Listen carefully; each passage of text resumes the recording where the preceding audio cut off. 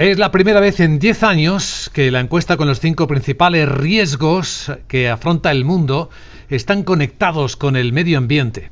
Es lo que refleja el informe de Mars, que ha servido de previo para el trabajo de aproximación del Foro de Davos, que comienza en esta localidad suiza, a 14 grados bajo cero, con preocupación medioambiental profunda, como vemos. Hoy nos acompaña en Capital Radio José María Carulla, es director de MRC y Servicio de Estudios de Mars en España. ¿Cómo estás, José María? Buenos días y bienvenido. Buenos días, Luis Vicente. Gracias por la invitación para participar con vosotros. Y esta es la novedad, ¿no? Que por primera vez los 5 grandes riesgos conectados con el medio ambiente.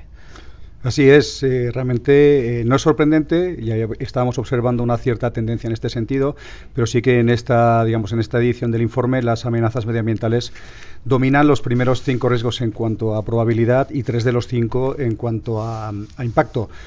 Lo que se venía llamando como la inacción frente al cambio climático o la falta de mitigación y adaptación a este cambio es el riesgo número 1 en términos de impacto y el segundo por probabilidad en los últimos 10 años. Yo creo que esto viene a poner de manifiesto el fracaso, pues un poco que los actores políticos, gubernamentales y económicos a la hora de adoptar e impulsar medidas eficaces para proteger a la población y ayudar a las empresas en esta transformación. Otros riesgos que destaca el informe serían, por ejemplo, las catástrofes naturales, ya sea por clima extremo o incluso también provocada por la acción del hombre. Y luego uno muy interesante que es la pérdida de biodiversidad. Para que veáis un ejemplo de cómo estos riesgos interactúan entre ellos, no solamente los medioambientales, sino todos en general, pues por ejemplo vemos como el cambio del uso de la tierra, la probable polución generada por el hombre o el consumo de los recursos naturales inciden sin duda pues en aspectos como la extinción de las especies o el estrés de los ecosistemas. Si vamos un paso más allá, esto genera pues otros riesgos como crisis de alimentos, lucha por el agua, que ocasionan a su vez migraciones y tensiones geopolíticas, que al final todo esto desemboca, para que veas la relación que hay entre los riesgos, en impactos económicos, en riesgos sobre los mercados de capitales, el comercio se ve afectado y luego ya pues por último podríamos decir que incluso las cadenas de suministro y de aprovisionamiento de las empresas también se pueden ver sometidas a estrés.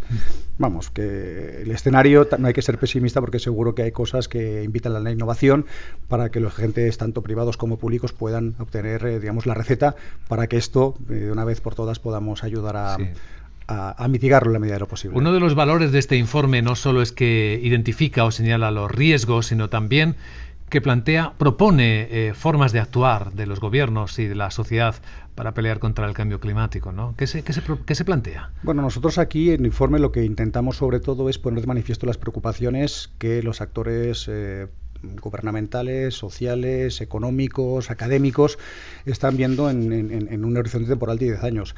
Cuando hablamos de cambio climático, más que de un poco cómo está evolucionando los riesgos medioambientales, pues observamos primero el activismo que ha crecido en estos años a nivel social, es decir, hemos visto cómo la juventud se está movilizando y eso no deja de ser un aviso para navegantes en que tanto los organismos gubernamentales como empresariales pues tienen que adaptarse para dar satisfacción a lo que no dejan de ser sus consumidores o los usuarios de sus servicios. Desde el punto de vista político estamos viendo también que hay movimiento. Por ejemplo, la Comisión Europea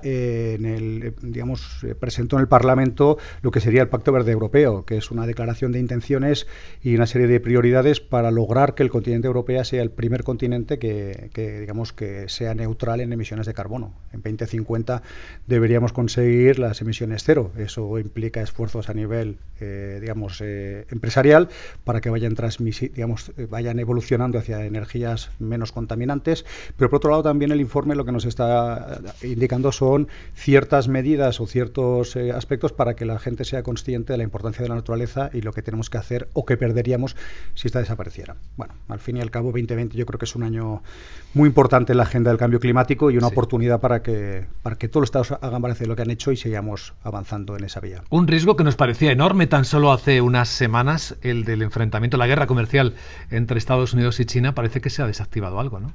Bueno, sí que es cierto que realmente parece que se han producido avances hacia un acuerdo entre ambos países, pero bueno, yo creo que esta tensión a que hemos estado sometidos en estos últimos meses sin duda ha impactado en el sentido de que las dos economías que generan cerca del 40% del PIB mundial hayan entrado en esta confrontación.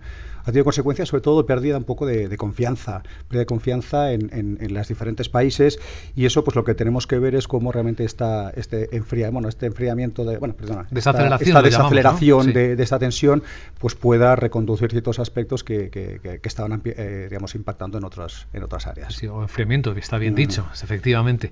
Si hablamos de estabilidad económica, José María Carulla, para la economía del mundo, ¿qué riesgos son los que expone este informe ahora? Bueno, el informe subraya que la economía global está en riesgo de estancamiento debido sobre todo a la bajada de la inversión, el aumento de las barreras comerciales y el alto nivel de endeudamiento que hemos acumulado en los últimos años. Deuda récord.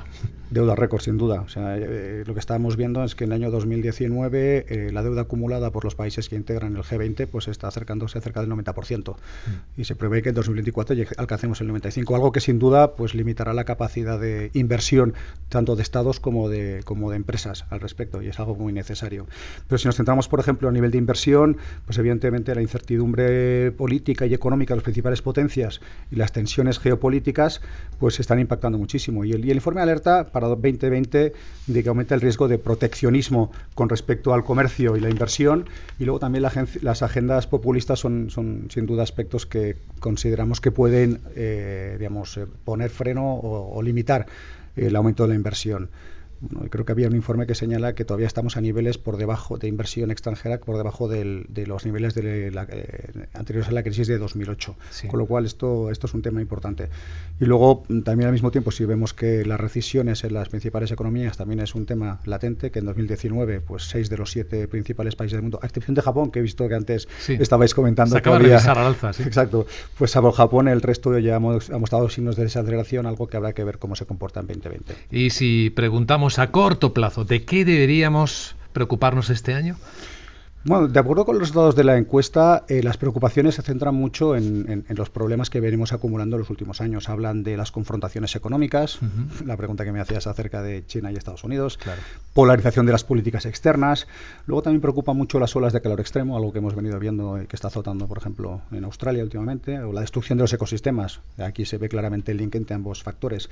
Y luego también un aspecto que no ha aparecido en el top 5 de los riesgos sería los ciberataques que puedan afectar la continuidad de las operaciones o que afecten infraestructuras, porque recordaremos todos que en los últimos años los riesgos tecnológicos aparecieron entre los primeros. Este año se han caído, pero no quiere decir que no preocupen, están en el top 6.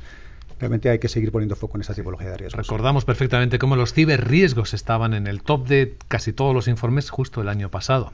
Y en España, José María, ¿cuáles son los principales riesgos para este 2020? Bueno, si tomamos de nuevo como referencia los resultados obtenidos en la encuesta, en España a largo plazo los riesgos que preocupan son 6 y están circunscritos principalmente en temas económicos y geopolíticos.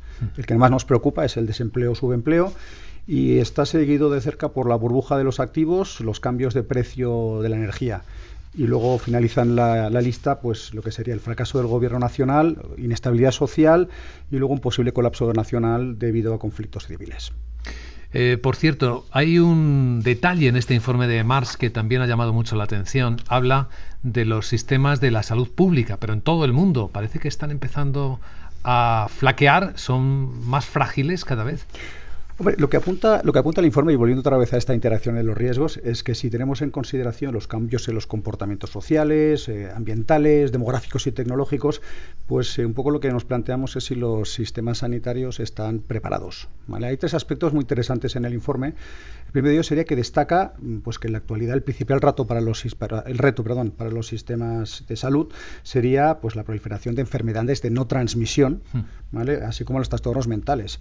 ¿Por qué? Porque al fin y al cabo estos son difíciles de prevenir, son costosos de tratar y reducen considerablemente el bienestar de las personas y las sociedades. Este primer punto lo que llega a plantear es que si el sistema actualmente está dimensionado pues para poder atender a esta creciente demanda y evitar la pérdida gradual de confianza y compromiso de las personas con el sistema de salud. Y luego, por último, claro, no olvidemos también que se viene hablando acerca de la resistencia de los virus a los antibióticos.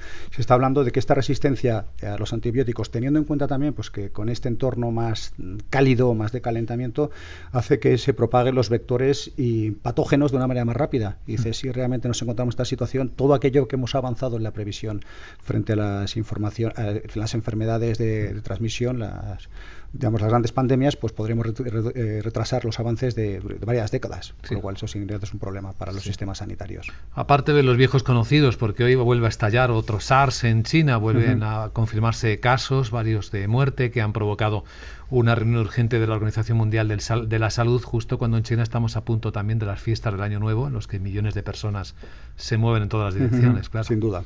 José María Carulla, director de MRC y Servicio de Estudios de Mars España, gracias por compartir el detalle de este informe, este mapa de riesgos globales presentados en Davos, y hasta la próxima ocasión. Muchas gracias a vosotros por invitarme a participar con vosotros.